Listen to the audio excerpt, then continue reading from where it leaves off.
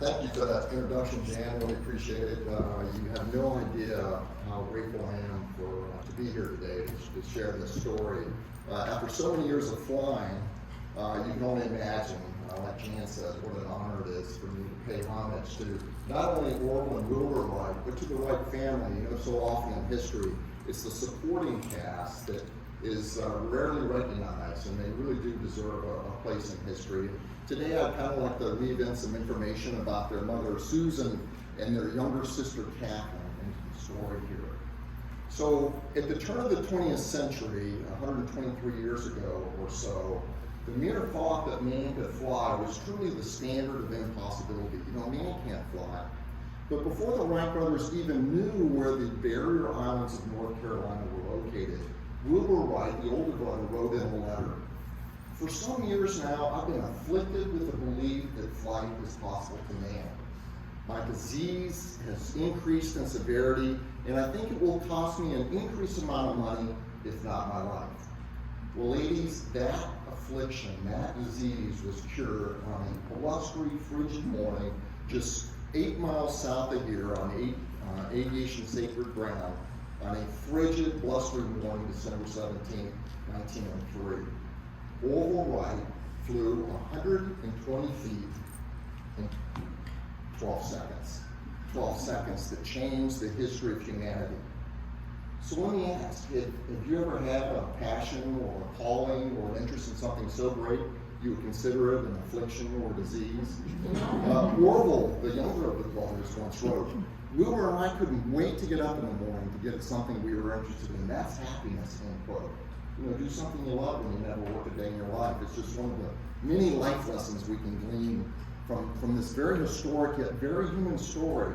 It's a story full of triumph, yet also one full of tragedy. There's real sadness in the story when you learn about the losses in the Wright family and all of the setbacks that the brothers had to endure.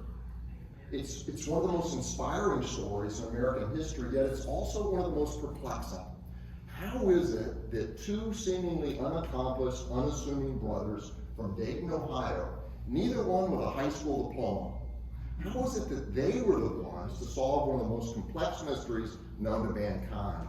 You know, what was in their DNA to put all the puzzle pieces together and connect all the dots to be able to solve this important mystery when so many brilliant minds before them had tried and failed to do so?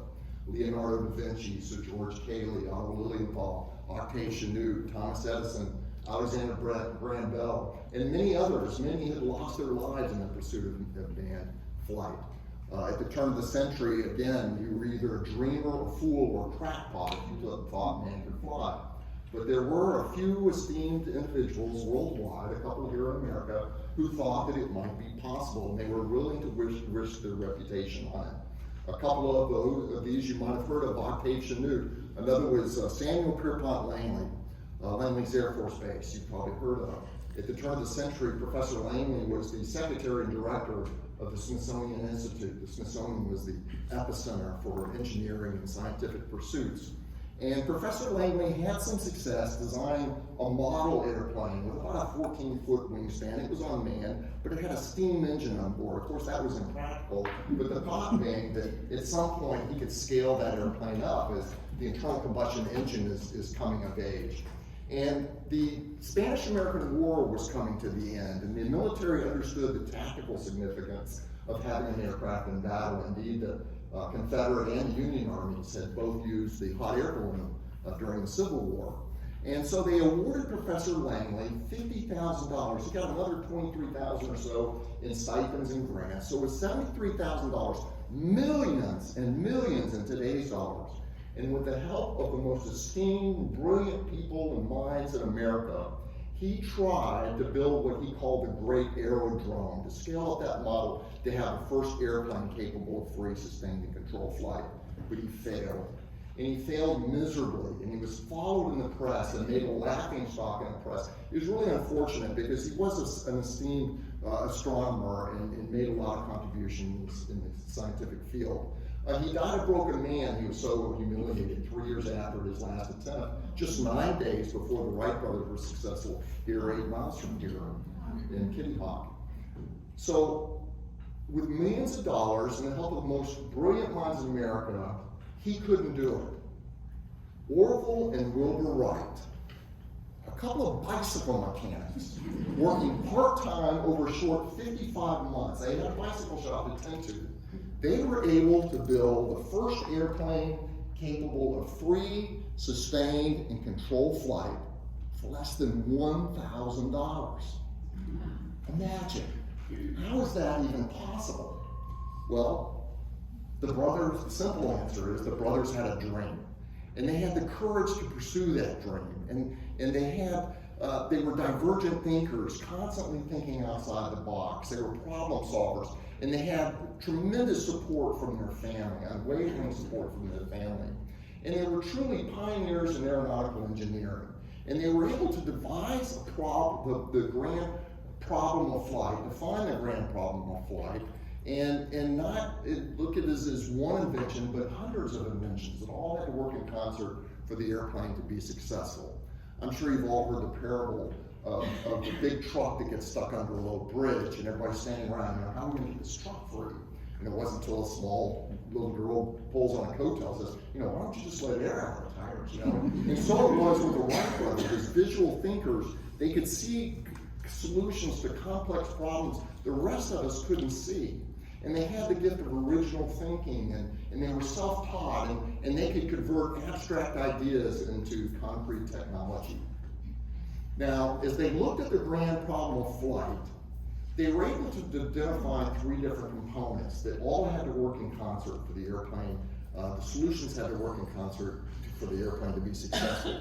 That being the problem of control. An airplane has to be steerable, otherwise it wouldn't be safe. The problem of lift, how are we going to get this big, heavier than aircraft off the ground? And also the problem of thrust or propulsion. Now, I debated whether to include this next part in the program, but I think it's so essential to understand some aviation terms and concepts to truly appreciate what the legacy of the Wright brothers should be. Yes, they invented the airplane, but more important to that, they were pioneers in aeronautical engineering. And I think you'll understand that in just a moment. So an aircraft is capable of movement around 3 different axes. It goes up and down by what's referred to as pitch. And pitch is controlled by the elevator. What does an elevator do? It goes up and down. That's the control surface that controls the climbing and descending of an airplane. Now you'll notice that the Wright brothers put their elevator in front of the airplane. That's known as a canard elevator. Canard is French for duck. When Wilbur was flying around Le Mans, France, a journalist said, "Oh, it looks like a flying ducks," and that term just stuck. So this is pitch. Now an aircraft is also capable of movement left and right by a good old southern word known as, anybody? Yaw, Y-A-W, how you all doing? So this movement is known as yaw. It's controlled by the rudder, just like it would be in a boat. But before the Wright brothers came along, no one could figure out how to bank or roll an aircraft. This motion around the longitudinal axis is known as roll. Now the brothers were keen observers of the natural world, and they would love to watch soaring birds fly, eagles, condors, and turkey vultures.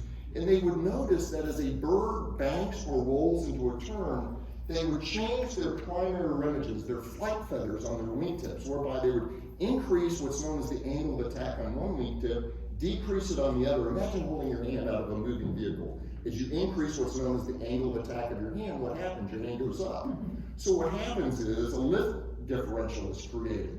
So it was actually Wilbur who came up with this very elegant design concept known as wing warping, whereby he could increase the angle of one wingtip, decrease it on the other, and it's that lift differential that caused the aircraft to roll into a turn.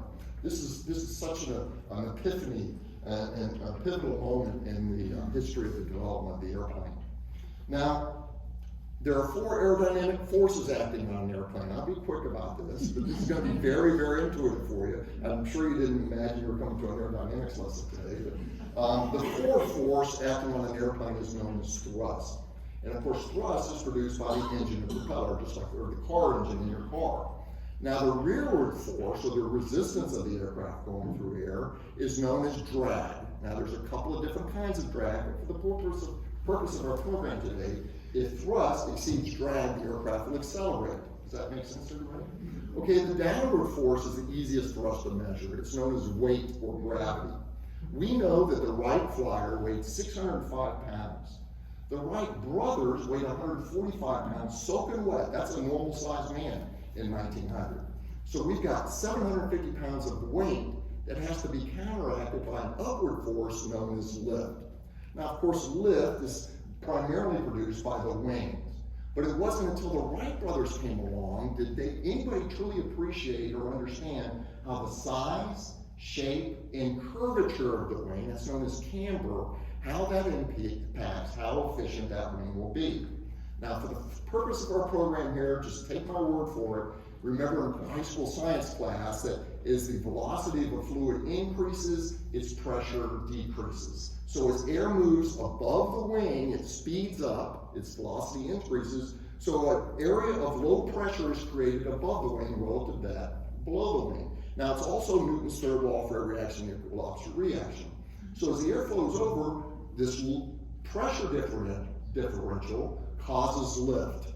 And remember, in nature, high pressure always pushes towards low pressure. Think of a weather map. So the brothers, through their wind tunnel testing in 1901, were able to determine what the max efficiency cambered wing should be, curvature of the wing should be. Now, let's talk about the Wright family. You could parallel American history with the Wright family. There were Wrights who participated in the Pilgrim migration in 1630. Dan Wright, the brother's great-grandfather, served in Saratoga in the Continental Army during the Revolutionary War, a pivotal battle against the British. The Wright family was very actively participants in the progressive social movements of the day. They were abolitionists, they were part of the temperance movement, and very, very involved in the suffrage movement. In fact, the Wright family marched arm in arm in the city of Dayton, their home, in their later life, in support of women's rights and the 19th Amendment approved in 1920. And the story of the Wright brothers really begins about 25 years prior to Kitty Hawk. Their father, Milton, was an itinerant minister. Here's a picture of Milton here. I don't know what happened to my bigger picture. Milton was a bishop in the United Brethren Church in Christ. He was a very loving father, but a very demanding father. He had high expectations of his children. He believed the family unit was absolutely paramount. He was famous in his own right. Not only, no pun intended, he was very active not only as a pious man, but he was very politically active in the church. And he actually causes a schism in the church, a division in the church, where he vehemently opposed secret societies, the members being members of the church.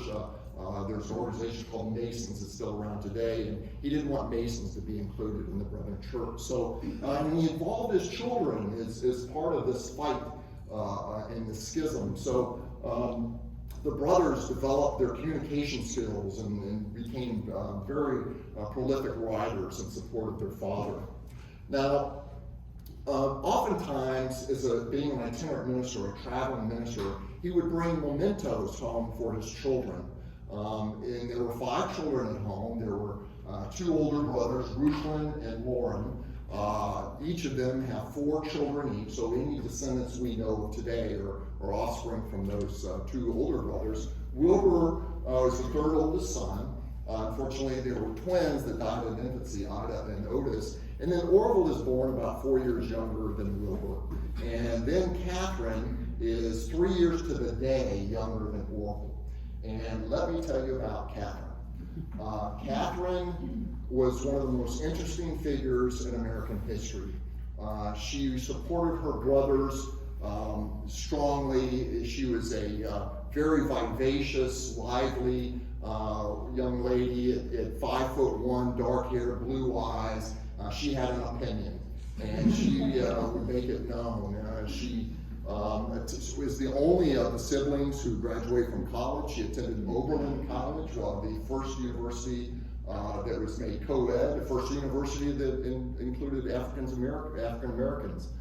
She studied the humanities. She was passionate about language, spoke a lot of French. So when the brothers went over to Europe to negotiate contracts, she became their social director and social manager. In fact, years later, she actually became the business manager. She took Europe by storm. And when you met Catherine, you were just enthralled with her. She would take over a room, a very charming young lady, and the bourgeoisie and the government officials over kings and queens were just enamored with Catherine. And she actually would stop anything she was doing, anything that was going on, to support her brothers, and that occurred a couple times in her life. So this particular trip home, one time when Bishop Wright returned, he brought the brothers a toy helicopter. The toy was designed by a famous French engineer named Alphonse Pernot. So when Wilbur was 11 years old and Orville was 7, Bishop Wright wound up this toy helicopter, shaped like a toy helicopter you'd find in a toy store today. It was made of paper and bamboo and rubber bands, and he wound up the propeller, and in walked the young brothers. And he lets the helicopter go, and it flies to the ceiling, starts bouncing off the ceiling. And the brothers were absolutely enamored with this toy. They'd never seen a flying machine before. And of course, being children, they play with it over and over again to the point that it breaks. But instead of throwing it out, they rebuild, they replicate this toy. They call it a toy bat. And they got their mechanical aptitude from their mother, Susan. We don't know a whole lot about Susan. We do know that she was born in Loudoun County in Northern Virginia to a carriage maker, a wheelwright. And she learned carpentry as a young lady. Indeed, if anything ever broke in the Wright household in Dayton there, it would be Susan who would be the one to fix it. It's reported that Walton couldn't hammer a nail straight. So Susan made toys for the children. She was incredibly supportive of the children. Up until 1910 in America, less than 10% of Americans graduate from high school, if you can believe that. Less than 2% went to college. Incredibly rare for a woman to go to college in the 1800s. In 1853, Susan and Milton Wright met at Hartsville College. She was one of the highest scoring mathematicians in her class. So we're assuming that some homeschooling is going on in the Wright household. She studied literature and the classics and the like. So fast forward a couple of years, and you're going to read in history books or YouTube or whatever your source of history is, that the brothers were high school dropouts. And this is truly disingenuous. The fact of the matter is that being an itinerant minister, Bishop Wright moved the family from Richmond, Indiana to Dayton, Ohio. They were home thereafter, right before Wilbur's commencement ceremony. So that's the only reason he doesn't have a shingle on the wall. He had dreams of going to Yale and following in his father's footsteps, perhaps to become a teacher or going to divinity school. Orville, on the other hand, had taken so many advanced classes his first couple of years of high school. We would call them AP courses today, advanced placement courses. He didn't have enough core courses to graduate with his peers. So he just decided to skip his senior year, and he opened up a print shop. He was enamored with the printing process and wood blocks and typeset, and pictures were starting to be incorporated into newspapers at the time. So he thought he was going to be a printer for the rest of his life. Now, I hope this has never happened to you, but we all know that bad things sometimes happen to good people. And we know that there are times when these events can be pivotal in a person's life and completely change the direction a person thinks their life is going to go. Rarely, but it happens that these events can become blessings in disguise. When Wilbur Wright was 18 years old, dreams of going to Yale, a bright, handsome, athletic young man, he was involved in a pickup ice hockey match there in Dayton called Shenny. And whether it was intentional or not, one of the neighborhood boys took a hockey stick and it hit Wilbur square in the mouth, knocking out all his front teeth. Incredibly painful event, very pivotal in his life. His dreams of going to college were shattered. He develops heart palpitations and intestinal issues because of this. He enters a state where they call them melancholy. We would call it depression today. He doesn't leave the house for almost 3 years. Now, coincidentally, Susan, unfortunately, develops tuberculosis, and being a devoted son, Wilbur cares for his mother and is the primary caregiver until she passes later in years. Now, 7 Hawthorne Street, their address in Dayton, Ohio, had no running water, no electricity, no indoor plumbing, no telephone, but it was full of books. The library upstairs were books on theology. Of course, their father's a minister, that makes sense. But the library downstairs was expansive. Multiple sets of encyclopedias, the humanities, the classics. He had history books. Bishop Wright had science books, books that were agnostic. Bishop Wright had On the Origin of Species by Charles Darwin. Susan and Milton Wright, the parents, believed that it was more important to teach a child how to think more so than what to think. And they encouraged their children's curiosity from the time they were toddlers, constantly challenging them with games and puzzles, trying to encourage that curiosity. And of course, they developed that characteristic as they aged and got into later years.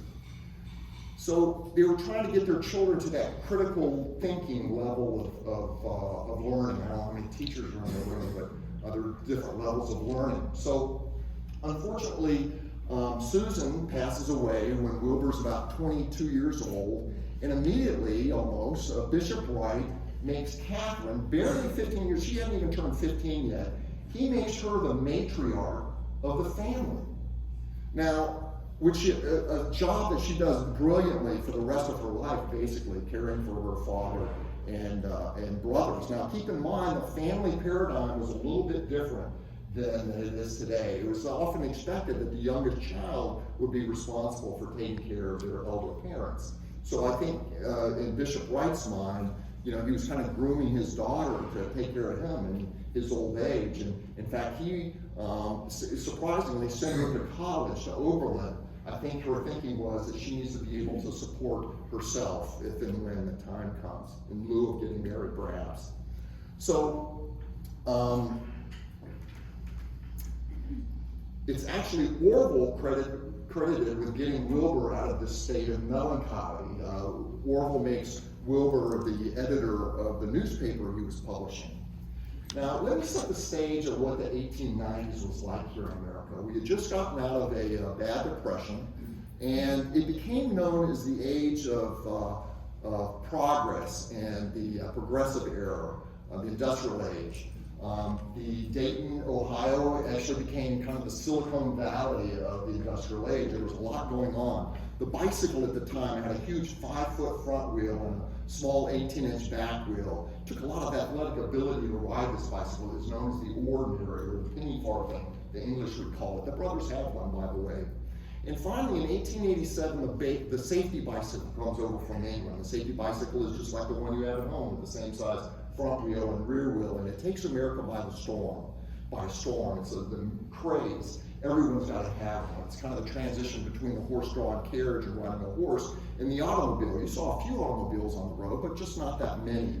The Model T didn't start mass production until 1908. And so, being entrepreneurs, the brothers decide that perhaps they need to open up a bicycle repair shop, which they do in 1892.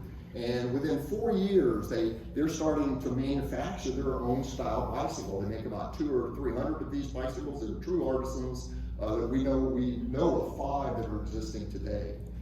Now, 1896 becomes a very pivotal year in the brothers' lives. We learn now that Orville becomes sick with typhoid. About 25% of Americans died of typhoid in the early 1900s. And it's sometimes said that a healthy man wants 10,000 things, but a sick man wants just one thing. And we veterans have a saying that you've never lived till you've almost died.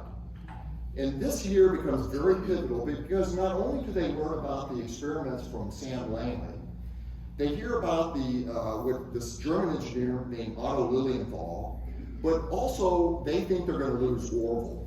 And as Orville, and of course Catherine quits her education and becomes to nurse Orville back to health. It takes weeks for him to do so, but finally, fortunately, he's nursed back to health by Catherine and their brother Wilbur. But what's interesting is that as Orville's basically on his deathbed, Wilbur reads about the death of a very famous German engineer named Otto Lilienthal. Lilienthal had built a mound about half the size of Big Level Hill. And he was known as the Flying Man, the father of gliding flight. He had about 16 hang gliding designs, over 2,000 successful flights until that last one. Unfortunately, his glider stalls, he falls, breaks his spine, and dies the next day. And of course, this picture of flying the gliders in the paper, and Wilbur is saddened by this news, and he shares it as Orville is capable of understanding what Wilbur's saying. They're both saddened by the news of the Flying Man because they were inspired by Otto Lilienthal. And they wonder, why hasn't the problem of flight been solved yet? So as Orville is nursed back to health, they've got the bicycle shop, and within about 3 years or so, the story goes in 1899 that Wilbur is in the bicycle shop one day. And a customer comes in to buy an inner tube, and Wilbur is daydreaming, holding the inner tube box. And as he's twisting the ends of the box, he realizes that the ends of the box twist very much like the primary images of a soaring bird. And in his mind's eye, the top of the box, shaped like a spaghetti box you have in your cupboard, the top of the box could be the top wing of a kite or bi-wing. The bottom of the box could be the bottom wing. So for proof of concept, they build a prototype kite, 5 feet span long and 13-inch wide. That's known as the core, the distance between the leading edge and the trailing edge. And they tether it to 2 wooden sticks, and Wilbur flies it there in Dayton. And it performs exactly like they think it should. As they increase and decrease angle attack, the kite will bank just like they think it should. This is like an aha moment, a high water mark in the development of the airplane. So, 1899. So what they decide to do is they write to the Smithsonian, and they ask for a bibliography of all that's been written on aeronautics and aerodynamics and aviation. There wasn't much out there, but they get a wonderful bibliography, and then of course they devour everything that's ever been written. But they also decide, knowing that Dayton, Ohio doesn't have the kind of winds and the weather to fly a full-size glider, they write to the National Weather Bureau asking for the windiest places in America. Now, Kitty Hawk is not one on the list, but what do you think is windiest city in America? Chicago, thank you. Now, the brothers decide they're looking for 3 things in a location for their experiments. They're looking for wind to improve the aerodynamic efficiency of the wing. They're looking for sand, because they know they're going to crash over and over and over again. They want something soft to crash into. But they're also looking for isolation, because they saw how poorly treated Sam Langley was in the press, and they don't want any distraction from the press or any onlookers. Now, I always include a 4th thing, but I'll get to that in just a moment. So Kitty Hawk is 6th on the list. So they write to the weather station established in 1875 here in Kitty Hawk. Oh, by the way, when Orville got here to the Outer Banks, he says, "This is what I always imagined the Sahara Desert to look like." None of the trees, none of the grass where Kill Level Hill is today existed. You're on the beach there at Kill Level Hill where the memorial is today. We didn't get our first bridge till 1930, by the way. So they had to look out on a map and figure out where the barrier islands in North Carolina were. The term Outer Banks didn't come around until the 1950s when David Stick and his dad Frank started developing Southern Shores and this whole area here. So they write to the weather station, and Joseph John Dozier, the manager of the station, he writes back saying, "Oh yes, we've got plenty of wind and sand."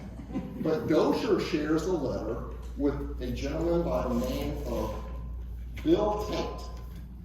My apologies for this echo here. And Bill Tate was the only banker who had been to high school. He served as the county commissioner. This was part of Currituck County at the time. The Chamber of Commerce, the voter registration, dog catcher. He and his wife switched off postmaster duties. So Bill Tate gets a hold of the Wright brothers' letter, and he immediately writes him back and says, "Oh, you boys come on down. We got plenty of wind, we've got plenty of sand, we've got these high dunes, 100-foot dunes that you could experiment off of." But the most important thing he says in the letter is, "And we've got a hospitable people if you were to come among us." So that southern hospitality, if it were not for the locals of the Barrier Islands in North Carolina, this story may not have ever occurred. So again, another character in the story that doesn't get near the credit they deserve. There's no way 245-pound men can lift a 605-pound airplane. Anytime they needed help, they would hang a signal flag on the side of their living quarters, which is the building on the left there. And the surfmen from the life-saving station, which was less than, my apologies, it was less than about a mile away, would come over to help the brothers move their glider or their heavy airplane. Now, let me set a little bit of a segue here. You know, we are known as the graveyard of the Atlantic. There's over 2,000 shipwrecks off of North Carolina alone. And there are hundreds of barrier islands in the world, but we're one of the only ones who don't rest on a foundation of coral. As a result, we're known as a ribbon of sand. If you look at NOAA maps from 100 years ago, you would see our coastline is significantly different than what it is today. And so we have these shoals or sandbanks offshore, which makes it very treacherous for mariners to navigate north and south because they're constantly changing. This is where the Labrador ocean flow from the north meets the Gulf Stream from the south. So that's why a series of lighthouses were built all up and down the East Coast, and also why a series of life-saving stations were built. The life-saving station typically would have a keeper, who would be the supervisor, and a crew of about 6 to 9 surfmen, and it was their job to go out and rescue these stranded mariners should they run aground. And these surfmen become an integral part of our story here. So, the Wright brothers get this letter from Bill Tate, and Bill Tate said, you know, please come to Kitty Hawk, we've got everything you need. And so they do. They build a 17-foot kite, and from Big Level Hill, where the monument sits, they experiment with 3 different gliders, 1900, 1901, 1902. The first couple of years, they have moderate success. The gliders are banking like they think they should, but they only have about 12 successful glides in 1900, maybe 40 in 1901. But on the train ride home after 1901, Wilbur's overheard saying that man will never fly for 1,000 years. They're absolutely disappointed that these gliders are not producing the lift they think they should, based on the lift data they obtained from Otto Lilienthal, that famous German engineer. So basically, because of the nagging from their younger sister Catherine, who says, you can't give up on this dream of flight, they build a wind tunnel. Now, they don't invent the wind tunnel, but they do invent the instrumentation or the balances used to be able to measure how efficient different cambered or curved airfoils are at different angles of attack. And they experiment in this wind tunnels with logs and log volumes of data on how efficient different airfoils are at different curvature. And they pick number 12 as having the most lift and the least drag. And they completely redesigned their glider in 1902. They have about 400 successful glides, but unfortunately, sometimes as they were banking or rolling the aircraft, the nose often would turn in the opposite direction. Now, we call that adverse yaw today. They would call it a reverse steering problem, and they were perplexed. They had a fixed rudder. And what they decided to do, that perhaps we need to make this fixed rudder a movable rudder. So it was Wilbur came up with that idea. Wilbur came up with the idea, look, we've got a lot to think about. We've got this canard elevator that controls the pitch of the aircraft in our left hand. They would lay Superman style on the left, on the lower wing, and they would shift their hips to warp the wings. So what they decided to do is couple the movement of the rudder, or attach the movement of the rudder with the warping of the wings. Now, we use December 17th, 1903 as the most auspicious day in aviation. But I contend October 8, 1902 belongs right up there with it, because it's the first time in human history that an aircraft, albeit a glider, has ever made a coordinated or balanced turn. This is huge. This is the turning point. This is what unlocks the secret of aviation. Now, one of the most fascinating parts of this story is that 9 months before the powered flights occurred on December 17th, on March 23rd, 1903, they applied for their patent. Their patent has nothing to do with an airplane engine or propeller. It's all about 3-axis coordinated control. This is their legacy. This is their legacy. They defend that patent over a dozen times in America in the next 10 years and never lose a case, even in appeals against Glenn Curtis. So they have another 400 to 600 successful glides, almost 700 to 1,000 successful glides in 1902, and now they realize that maybe they're going to be the ones. Maybe they're going to be the ones. So they go back to Dayton, Ohio, and they think that the easiest part's before them. They've now solved the problem of control, they've solved the problem of lift. Now all they have to do is write to the engine manufacturer to buy an engine off the shelf. They know from their wind tunnel tests they need an engine capable of 8 or 9 horsepower, weighing less than 200 pounds that runs smoothly. It can't be done in 1903. Engines are made of cast iron, which would have been double or triple that weight. So being the innovators that they are, they get a block of aluminum alloy, 92% aluminum, 8% copper from the Aluminum Company of America, Alcoa, still around today. And they enlist the aid of their trusted bicycle mechanic / machinist named Charlie Taylor, another unsung hero. And with hand tools, a drill press, and a lathe, Charlie Taylor is able to make a 4-cylinder, 4-stroke, 201-inch displacement engine, internal combustion engine, capable of 12 horsepower, 50% more power than they think they're going to need. The brothers are elated. So now they assume that they could just contact the marine industry to get scientific theory, empirical data on how to design a propeller. The ship's crew had been around over 100 years. Believe it or not, there is no scientific theory. All ship's screw propellers have been manufactured by trial and error, hit or miss. So they mull over this problem for weeks and weeks and finally realize that a propeller is really nothing more than a rotating wing on the vertical.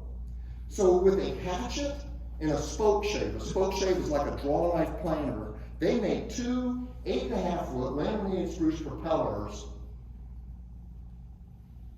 We tested these propellers in modern wind tunnels, and they're only off by a few percentage on max efficient propellers. Had they never actually flown on December 17th, they'd have gone down as they'd been with the airplane propeller. So they're elated. So, by the way, all the gliders flew off the hill.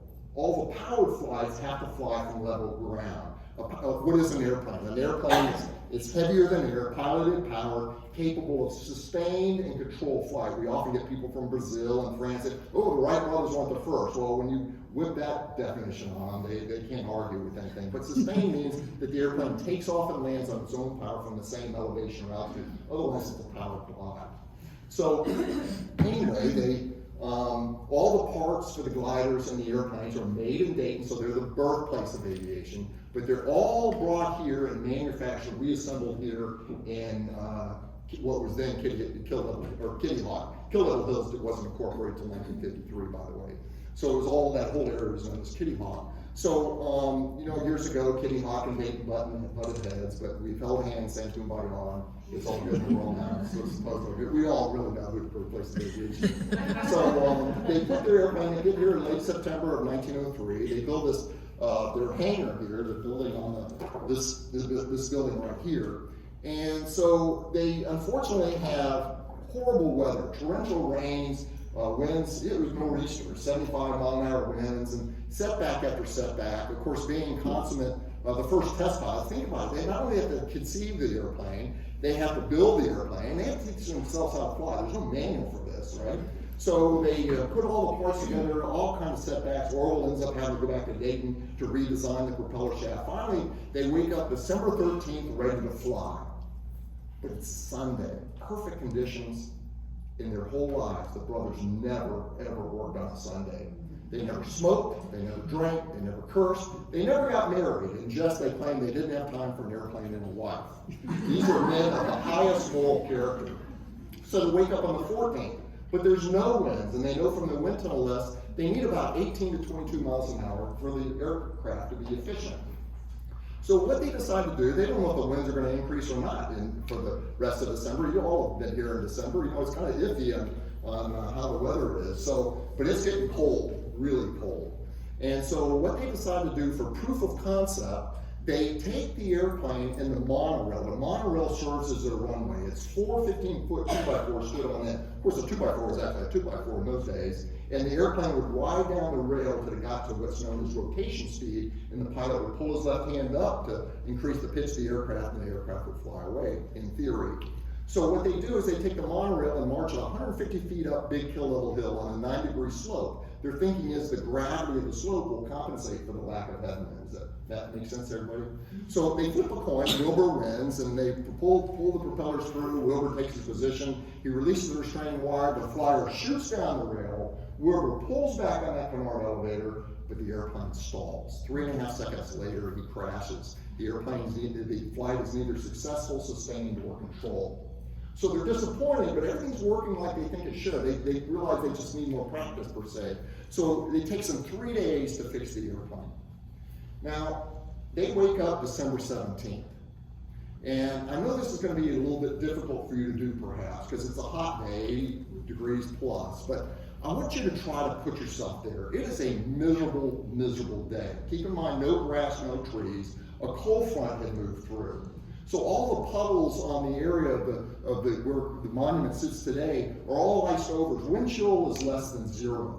It's miserable. An Arctic wind is coming out of the northeast as it normally does in December, and it's gusts 27 gusts to 30 miles an hour, picking up that fine sand, hitting you in the face. And if you ever got that cold soaked feeling, it's just impossible to warm up. That's the way it is that day. But they decide to go for it. So they hang a signal flag on the side of their living quarters. 3 surfmen show up from the Kill Hill Life Saving Station, a lumber dealer from Manio. There'd been a shipwreck. They want to salvage some of that lumber, and a 16-year-old boy named Johnny Moore skipping school that day. The 5 of them happen to be in the area, and they come over to help the brothers maneuver the monorail and that 605-pound airplane to the launch spot. Now, Orville had photography as a hobby, and the reason we know so much about this story, I don't know if you can see my volumes here, is they were prolific writers. They wrote thousands and thousands of letters. Of course, their father being an itinerant minister, they were constantly exchanging letters, and we've got them all documented in the Library of Congress and Wright State University. So they have photography as a hobby, and they're photographing every step of their experimentation. And so they set up a camera about 30 feet aimed at the spot where they think the airplane might actually lift off the ground. And they give the bulb of the camera, which activates the shutter, to a gentleman named John T. Daniels, surfman number 2, 6 feet tall, 240 pounds, in 1903. That's a huge man. Now, Daniels, born and raised in the Barrier Islands, had never operated a camera before, but he was a good marksman. And the brother says, Mr. Daniels, it's just like sighting a target. Squeeze this bulb if this airplane actually comes off the ground. They weren't so sure. So the brothers separate themselves from the crowd, and they shake hands. And they hold on to each other's hands like two folks parting who are never going to see each other again. This is dangerous work the brothers involved in, after all. Many had lost their lives. Finally, they pull the propellers through to start the engine. Wilbur takes his position on the right wing. Orville crawls around. It's his turn, after all. He places himself in a pilot position. And at 10:35 in the morning, Orville Wright releases the restraining wire. The Wright flyer, against a 27-mile-an-hour headwind, slowly moves down the rail, and 40 feet down the rail, Orville lifts off the ground, breaking the bonds of the earth. Orville flies 120 feet in 12 seconds. 12 seconds that changed the world. Before that moment, no one involved in aviation had done anything fundamentally right. Since that moment, we in aviation do nothing fundamentally different. That's the seminal airplane right there. Everybody's so incredibly excited. The witnesses, they run over to Daniels. John, did you get the picture? He says, I have no idea. And it wasn't until they got back to their dark room at 7 Hawthorne Street that they developed one of the most famous pictures ever taken in history. Daniels claims it's the only picture he ever took in his whole life. So now it's Wilbur's turn. 11:20 in the morning, he flies 175 feet in 12 seconds. And wind had died down just a little bit. They're all about risk mitigation and safety. They're only flying about 8 to 10 feet. They're trying to get the feel for that canard elevator, which is a very unstable airplane. They're trying to find that sweet spot to fly straight and level. Orville, third flight, he flies 200 feet in 15 seconds. They're going inside between flights to warm up. It's a miserable day, keep in mind. Finally, 12 noon is Wilbur's turn. He ends up flying 852 feet in 59 seconds. Ladies, we have sustained flight. They're so incredibly excited. A little bit of damage on the canard elevator, but nothing they can't fix. They're thinking that maybe for the 5th flight, they'll fly down to that weather station. There was a telegraph machine there. Bishop Wright gave them a $1 bill, a lot of money in those days, to telegraph home if they were successful. They all carry the 605-pound airplane back. They sit it next to the hangar, but they forget to tie the airplane down. A gust of wind catches the flyer. Orville and Wilbur know enough to let go, but John T. Daniels already had a busy day that day. He grabs hold of one of the struts, and that airplane starts flying end over end down that field like an umbrella on the beach on a windy day. Everybody, he's in amongst the struts and spokes and the wires and the hot engine and the sprockets. Everybody's racing towards Daniels to see if he's seriously hurt. He's not. But to his dying day, John T. Daniels planned to have piloted that fifth flight. He is the first survivor of a powered airplane accident. So the airplane's beyond repair. They stick it in the hangar. They walk the 4 miles to telegraph their father's success. Thursday morning, 4 flights, alert the press home by Christmas. In 1904, 1905, they moved their operation to Huffman's Prairie, about 8 miles east of Dayton, and they realized that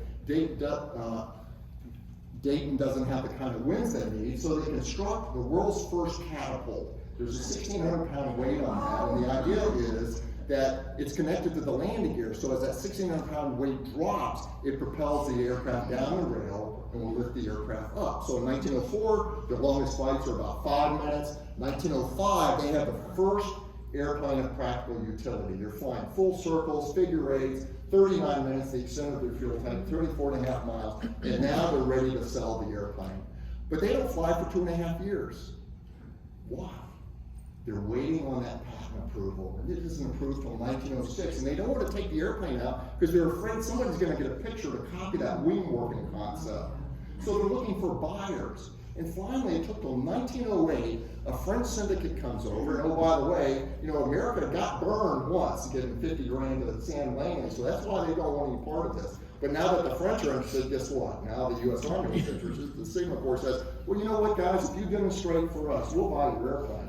So for the first time in their lives, Wilbur goes to Le Mans, France, Orville goes to Fort Myers, Virginia, and on August 8, 1908, Wilbur demonstrates in front of hundreds of Frenchmen. And the French go, we are like children among the Wrights. We are beaten. Within days, thousands and thousands of Frenchmen are showing up to see Wilbur demonstrate the airplane. Remember, you may have heard they were successful. You don't believe it until you see it with your own eyes. A few weeks later, Orville then demonstrates to the U.S. government. And politicians, everybody's coming around from everywhere to Fort Myers to see him demonstrate the airplane. Unfortunately, on September 7, 1908, he's involved in an accident. The first fatality, Thomas E. Selfridge, Lieutenant Selfridge, is killed. Wilbur breaks his leg and it hurts his back and a couple of ribs. Of course, Catherine immediately quits everything she's doing. She's a Latin instructor in the high school there, in the Steele High School in Dayton. She immediately quits her, not quit, but says, listen, I've got to go be my brother's side, and she takes the next train to Washington, D.C., and helps him convalesce. And finally, within 3 months, he's able to walk. And the two of them they take a boat over to meet Wilbur, and of course, Catherine takes France by storm. I mean, everybody is endeared to Catherine. And so finally, they go through Europe demonstrating the airplane.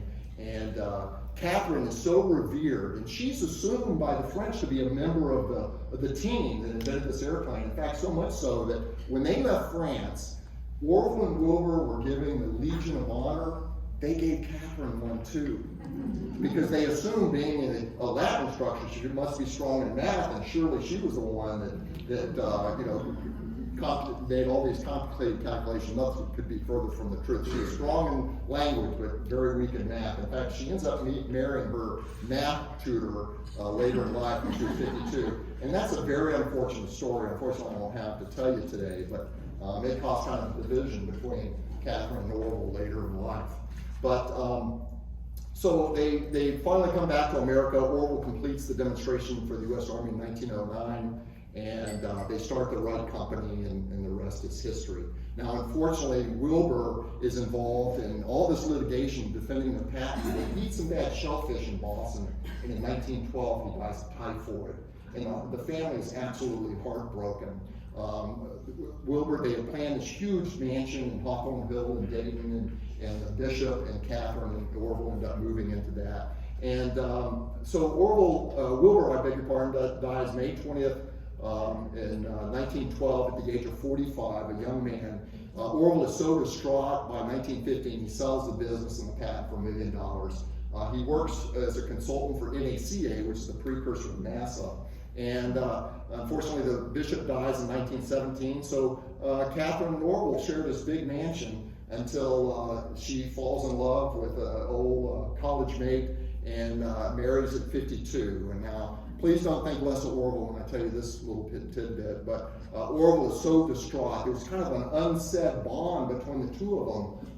And you know, Orville never imagined that he would lose his sister to somebody else. And it's kind of a dysfunctional situation here. But remember, paradigms were different in families in those days. And unfortunately, Catherine develops pneumonia 2 years after marriage, and it's actually Lauren, their older brother, that convinces Orville that you've got to go make amends, which he does. He makes amends with Catherine on her deathbed. She dies the next day, unfortunately. Yeah, it's a really tragic story. On the top of the monument, and I know you all recognize this, it says, conceived by genius, achieved by dauntless resolution and unconquerable faith.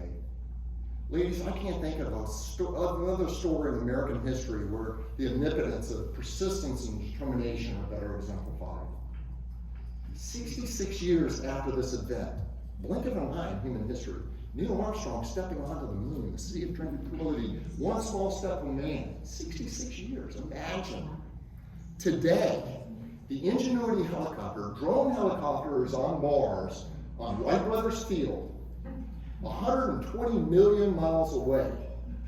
On that drone helicopter today, and on Neil Armstrong's spacesuit in 1969, there's a little piece of fabric from that original 1903 Wright Flyer. Ladies, thank you so much for your attention. I appreciate it.